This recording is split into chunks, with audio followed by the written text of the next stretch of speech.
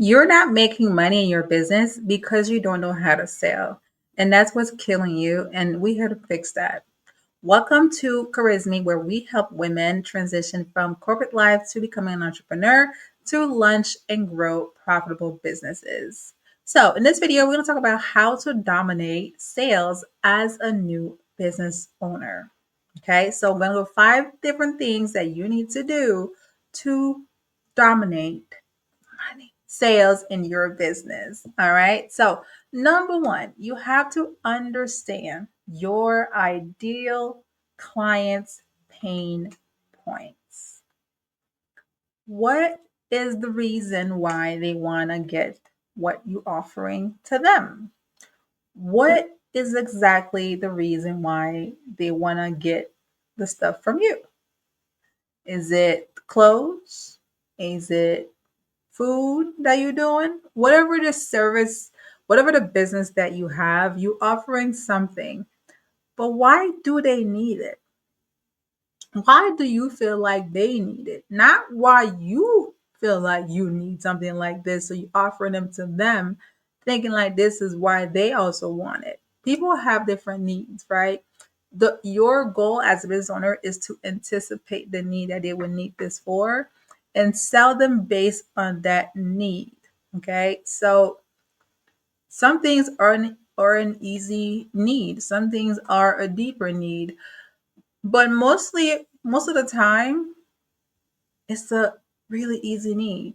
So, for example, if you have a cupcake business and you want to do catering, the need is I'm having a party, I need cupcakes for my party. Now, it may also be they want cupcakes. However, you have to sell them on why they need cupcakes. Because some parties don't need cupcakes. Some parties just really need just regular plain food. However, you have to sell them on reasoning of having a balanced diet, a balanced platter of food at the party. You cannot have all type of sugar food and not have enough salt food. So you got to have both, right? It's the same way for like juices. You cannot just have juice. You got to have tea and water for all 3 options. Tasteless for the water, um, uh, wine for the salt, written salt, well, salt and sugar. And then you also have regular juice, or you can have tea. Tea stands in the middle. Tea can be sugary or salty. So that is the option. Or you have all 3 regular juice, water, or tea. Tea can go from for either or. Some people like it plain with no sugar, no salt. Some people can put salt in it. Some people can put sugar in it. So it varies, right? So you have to sell them on having a appropriate palate that some people will enjoy having sweets at the party. And to sell them the idea of them needing to have sweets and appeasing the entire audience, the entire invited group to enjoy at your party. That's how you're gonna sell them on. It's not just having it there. Yeah, I can have it there. Yeah, I can go to Walmart and get it. Why makes you different? What makes your cupcakes different from Publix cupcakes? If you live in Florida, you would know what Publix is. Why is your food better than Publix fried chicken? Why is your sandwich shop better than Publix sandwiches? You have to determine what makes you unique and then sell them on what makes you unique and what problem your sandwich shop is going to solve for them. What if you closer to them than there is Publix? What if you are open later than Publix? I think some Publix may close early depending on where you are. Do you deliver? I don't think Publix delivers. So that varies on what makes you different and how you can solve their pinpoints. You can create a pinpoint I never thought they had, but a service delivery would help significantly on being readily available, fast service, or quality food. So you can sell them on having quality. You can sell them on having availability. You can sell them on fast service. So, excuse me, the delivery matters when it comes to fixing your client's pain points. So usually those are the top three that people like: quality, availability, and fast delivery, and delivery in general. So if you have a commerce business, you want to make sure that you have quality products, you can deliver on time, okay?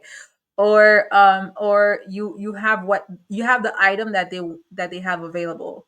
So the last thing that can be a pain point is price, but that just depends on the person. Sometimes some people don't see price, they fine with the price as long as you have the quality. If the price matches the quality, then they'll probably make the sacrifice and buy it, right? However, you have to sell them on the other three first, and then they'll decide if the price is worth everything else, because some people will accept the price if they feel like I'm gonna get it in time and the quality matches what I'm looking for, what the person is looking for. So you're solving that for them. Price is a pinpoint depending if they're broke or not.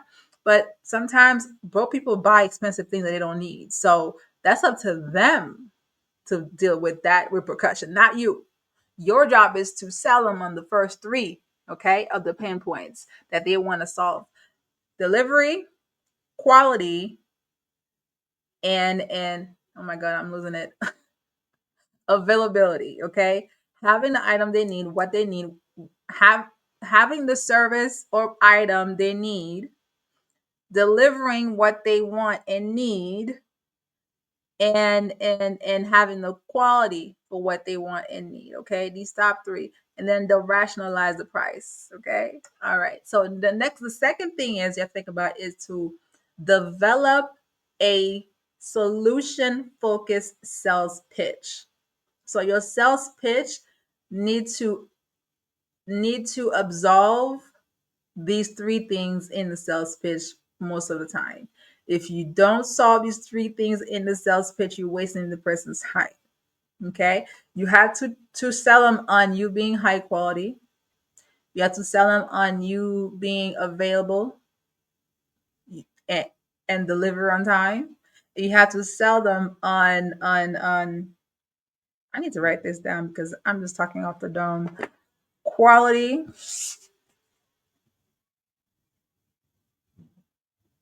availability,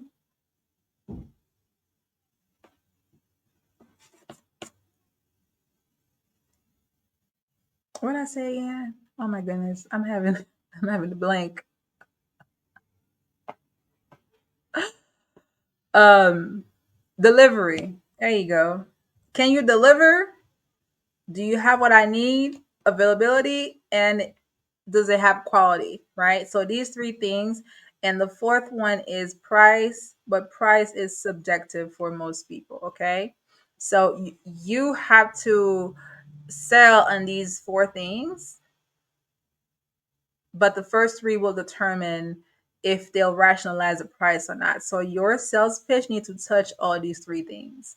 So when I was a insurance sales broker, I would sell Medicare plans. Medicare plans, they come a dime a dozen, right? So depending on their zip code, they could have at least five different companies, and these five companies may also have three plans per person. So I had to find what they need to be available in the plan. So if they had about 10 medications, I had to find a plan that covered all 10 medications because that's part of being availability. Okay. Quality had to be what is the rating of that plan? If it's a 3 out of 5 star, or 4 out of 5 star, or 4.5 out of 5 star, do they so the star rating for these plans, you probably don't care about this, but I'm gonna tell you exactly anyway. The star rating of these plans go hand in hand with customer service, responsiveness to their complaints, and also responsiveness to their appeals process. and make sure that they deliver on time. Deliver as far as like they're paying the bills. Does the insurance company pays the bills on time? Will they even pay it at all? Or pricing, if the pricing is fine, or like do they stick to their guns, like I said in the previous video, standing up to their quality standards? Do they uphold their own quality standards? Like, does the price says one thing over the phone with the customer, with the agent, and then when they go in person at the register at the CVS whatever, and it's a different price, then they get mad like, oh my god, I was told this and it's a lie. So anything that they complain about goes into the star rating. So I had to make sure like the plan was quality and that they would get their stuff resolved if they ever have an issue. And then delivery on their promise. Basically, make sure that they deliver on their promise. So my delivery was to make sure like I sell them the plan, process the plan, and make sure they get their plan documents delivered. That's my portion of the delivery. And then the insurance company has their own delivery standards that they have to meet. So I had to solve the pain point of them thinking that they're going to get delivered what they asked for. Okay. So making sure that I sell them, make sure that they are going to deliver on their promises as far as their co-pays, make sure that they are going to have everything that they need, like their doctors, their the primary care doctor, their physician, their medication, if they need a teeth done, that is available in the plan. And then the quality of the plan, make sure they have the great star ratings and all of those things, right? That is one way. I just told you how I solved that problem in my sales pitch. I made sure I preemptively answer those questions. So by the time I'm at the end and say, hey, let's redo a final review, I have covered this and this and this and this and this and this and this medication. I have all three of your doctors cover, your cardiologist, your primary care physician, your rheumatologist is covered, your podiatrist is covered. This is their address that's in the plan. And then I would also cover the co-pays that they are going to pay, and then what the insurance company is going to pay. And then are you ready to enroll? I have solved their problem. Like this is a 4.5 out of 5 star plan. This is the name of the plan. This is the phone number to contact for customer service. I give them that already.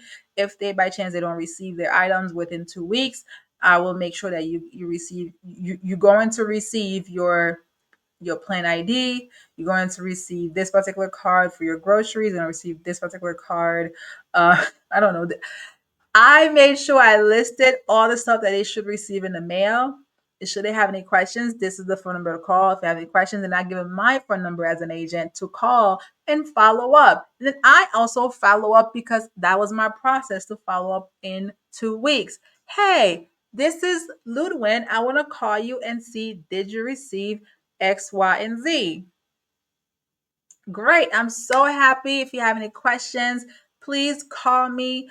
I will reach out to you every now and then throughout the year and see if you have anything from me, if you have any questions. Again, if you don't find me, let's say you call me, you leave me a message, I don't return your call right away, feel free to call customer service. This is the number one more time. This is where you can find it on your card. All these things. Like this was my process. Okay. So with that same understanding your business, you have to figure out how you develop your sales pitch to meet all those criteria. So by the time it's time for them to make a decision in the process, because it's 4 stages in the process. You have awareness, consideration, decision, and retention. Me in the follow-up after they buy from me, that's a part of retention. We'll discuss that in a different video. But retention is how you keep money. This is how you have return customers, because you have a retention process, a follow-up retention process. So it's left for you to learn. I'm assuming you're starting to hear in my voice that you have a lot to learn. So, anyway, so number 3 is for you to use storytelling to build connections. They call that in the sales process. Um, what do you call it? Oh my goodness, I'm having a blank. My lord, I okay. So in the beginning of the pitch, you have to find things in common, right? You have to connect with the person, um, and usually in the sales pitch is to ask them questions like, "Hey, how was your day?" Um, where are you from? And then you try to find like a common ground. That is a part of doing the needs analysis. However, prior to that is to connect, right? Connect with that person, figure out, where can I have, that connection with you. So outside of uh there we go, build rapport. I apologize. You have to build rapport. You have to build rapport. That's what that means. Okay. So if it says storytelling to build connection, that is a part of building rapport. Building rapport with your potential clients or customers is how they feel like you're their cousin, friend, sister, brother, however, right? You have to find a way that connects you to them, that make them feel like I'm another one of you. I'm not a robot. I'm not just a salesperson trying to close you, which I am, but I'm also someone that you can call your homegirl. You know, like you have to make them feel at ease, knowing that you're an actual person, that you're not a hustler, that you're not a scammer. Because usually scammers, they don't really try to get to know you. They're straight to the point. They want you to buy something, and you don't hear from them again. Okay.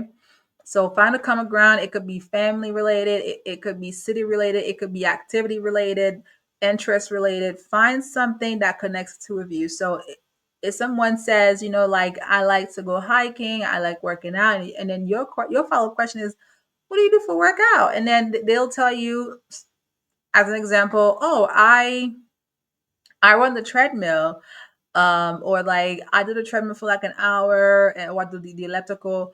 For me, I have a walking pad, so I'm like, oh, that's nice. See, I have something with germs with the gym, but I have a walking pad in my house, so I like to work out from home. That gives me a little bit more peace. I got a chance to like really decompress in the morning. Maybe I'll try that. I don't know, but that's we still have a common interest of working out, even if it's not the same exercise. So I could say, I used to do the elliptical. The elliptical helped me lose 40 pounds. I don't know, as an example. And then, with life and kids and all that, I decided to stay more home now because I got a chance to get more things done. So I bought the walking pad so I can still keep being active at home. And then you move on to the next thing. All right. That was my storytelling because I explained why I got the walking pad, what is the background to the walking pad, and why do I want to keep it moving forward. That's a part of my storyline. So that's how you build connection with people. Find something that correlates to each other. And then let's say you talking to someone that's not in the same state as you ask them like, their interests. Don't be like, oh, how's the weather over there? Because that's so lame. That is so lame. Don't be asking how's the weather over there. If they bring it up, you follow up, but you don't bring it up. If they ask you where you'll be like, oh, I'm in Florida. You'll be like, oh, I hate you. Like you have great weather. We're over here in snowing. I'll be like, yeah, you're right about that. I don't do snow at all. And then we start laughing because they can see that I'm very sincere in making fun of them, that it has snow and I have the beautiful sunshine.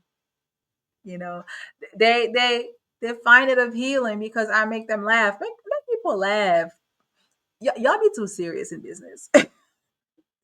Y'all be too serious. Like, relax. This is not the Pentagon. Okay, relax in business. Make people laugh. Make people enjoy being with you. Have great connection with people. Make them your friend. Like, make them comfortable. have sense of humor. Like, you're not dead inside. Like, why do you act like you're dead inside? Like, stop it. Stop it. Stop it. Okay. All right. So, number four, you have to follow up and nurture relationships. Okay. That is a part of the retention process. So, nurturing relationships mean two ways. In the decision process, right? I mentioned if the person say yes, you have a follow-up process. If the person say no, you have a follow-up process. In the no result in your sales pitch or a sales meeting convert as consultation meeting, you have to have a follow-up process to still nurture that relationship over time. People would understand. You should also understand that the person may not be ready at the time. They may give you the reason why they're not ready if they're so forthcoming, but if they're not, then you by you keeping the relationship open and still check on them every now and then, they'll probably feel more inclined to deal with you because they see like you're not trying to sell them. You just following up like, hey, how you doing? I haven't heard from you. I just want to make sure like you're doing all right. And if you have any questions, please hit me up. I'm open to answer any. Leave it at that, like, or send them some tips about, what they were trying to get from you. Even if they don't buy from you, refer them to somebody else. Refer them to somebody else. Yes, I know what I said. Refer them to somebody else that can help them. And sometimes they'll accept it. And sometimes because you make the gesture of offering someone else, they may just end up coming by from you anyway. Because they see you genuine. Like they'd be like, well, I know you need this. If I'm not the one for you, but I know someone who still can help you, I'm gonna help you, period. I have let go of sales before knowing that I can't help them. Be honest. Be honest. If by chance you ever feel any type of incline that you cannot help someone, tell them. You know what? It seems like at this time we may not be a good fit. So I know someone that can help you. I'm gonna give them a call and have them follow up with you.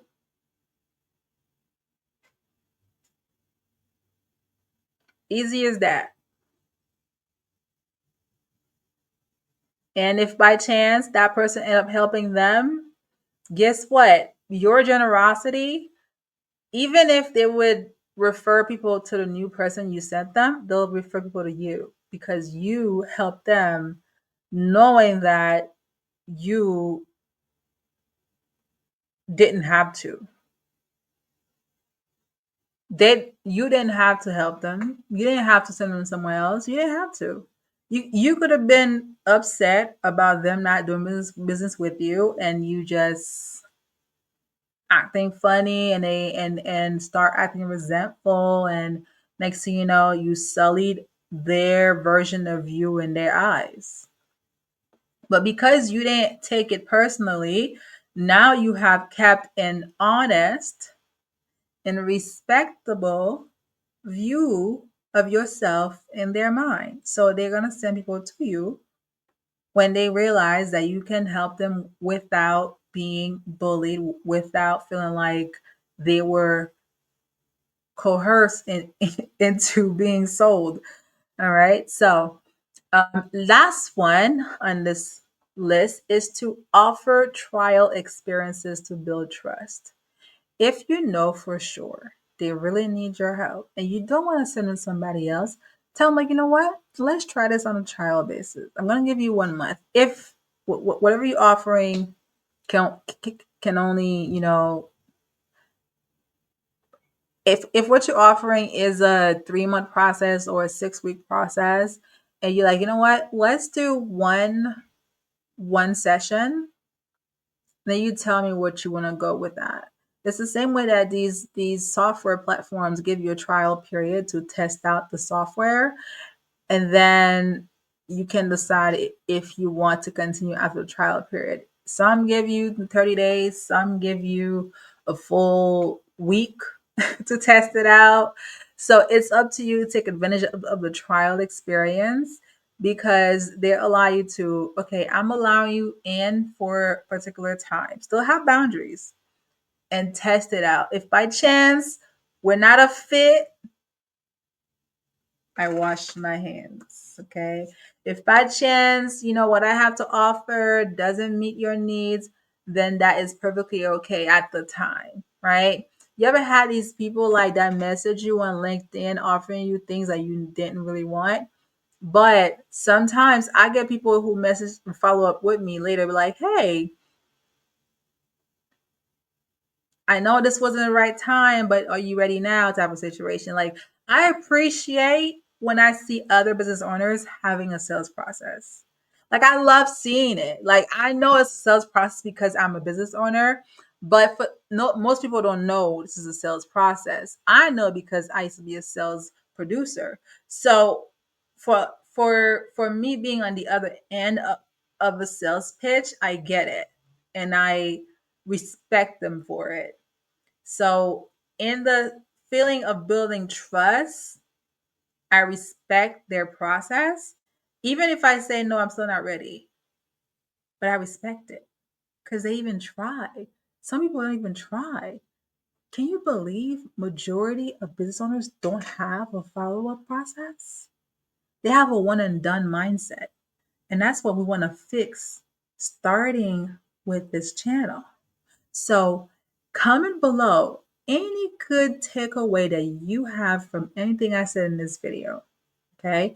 Be sure to like this video for me so we can grow this channel. Share this video so everyone would hear me out. And also, as my founders community, subscribe to this channel and be sure to always click on that notification bell so you can get notified whenever I drop a new video. And I'll see you guys in the next video.